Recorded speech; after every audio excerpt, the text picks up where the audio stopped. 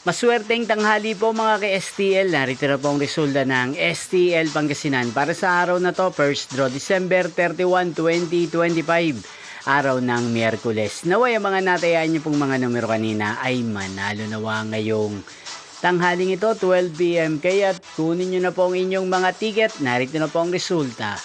Ang mga numerong nanalo sa STL Pangasinan ngayong tanghaling ito, December 31, 2025. 12 PM first draw result 12 at 30 in exact order.